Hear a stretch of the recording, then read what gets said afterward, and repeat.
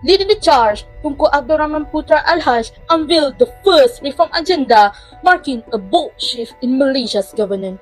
A man who was born on 8 February 1903 in Alustar, Kedah, known for his active participation in politics and international affairs. He was appointed as the first Prime Minister of Malaysia and earned the title, the Father of Independence.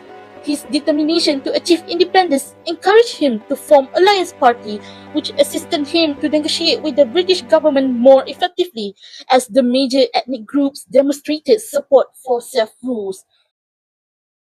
Rancangan dasar ekonomi baru adalah tindakan tegas untuk menjaminkan masa hadapan. Followed up by Tun Abdul Razak Hussein, driving the second reform agenda of Malaysia, a man who was born on 11 March 2020 in Pulau Keladi, Pekan Pahang, commonly known for his significant role in developing and providing initiatives to pursue the national development.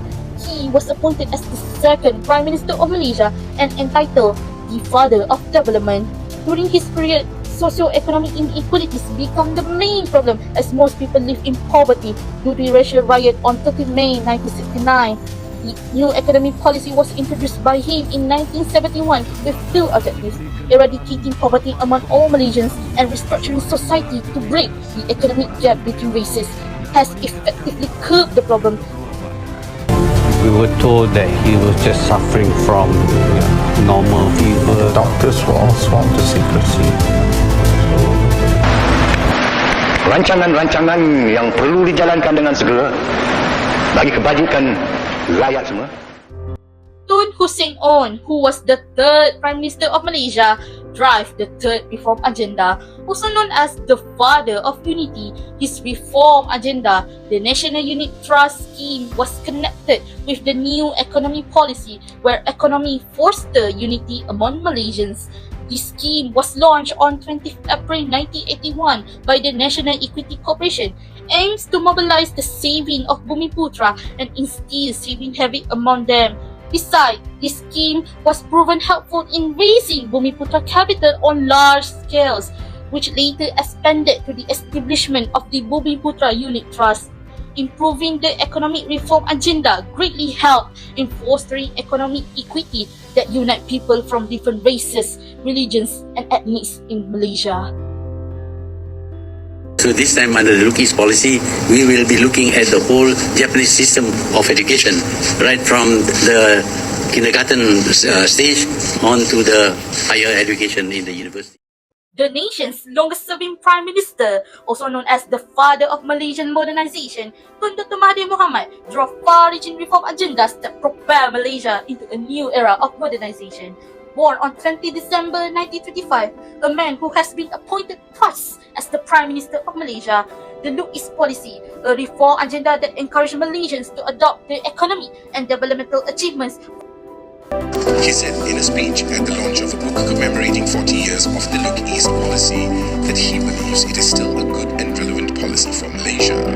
The aims were to improve work ethics and productivity among them and build a skilled and knowledgeable workforce that promoted modernization through foreign culture, education.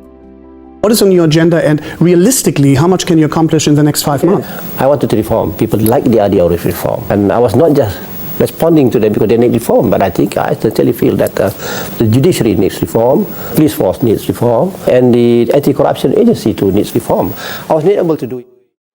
Known to be one of the calmest yet serious reform agenda leader, Tun Abdullah Ahmad Badawi, who was the 5th Prime Minister of Malaysia, or commonly known as the Father of Human Capital, should be remembered too. A man who was born on 26 November 1939 in Kampung Perlis, Bayan Lepas Penang, notably honored on his efforts to shape an ethical society within Malaysians.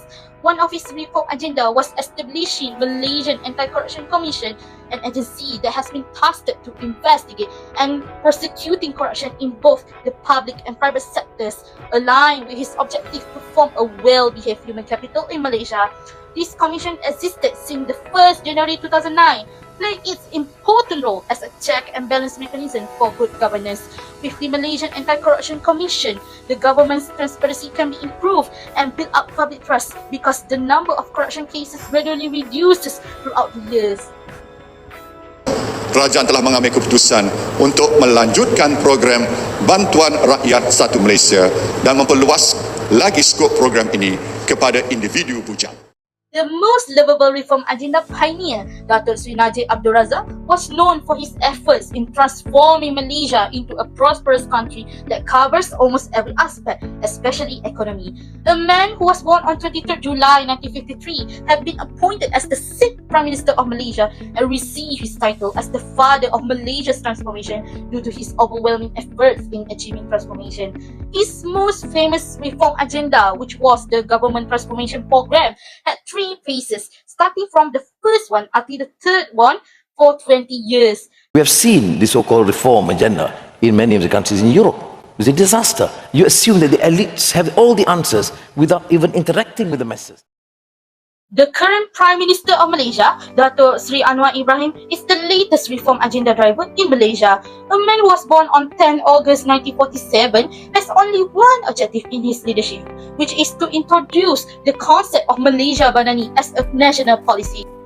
Malaysia bersedia menawarkan pengalaman dalam pelaksanaan agenda reformasi perkhidmatan awam ARPA, melibatkan kerangka kerja dan pengajaran praktikal kepada negara anggota ASEAN.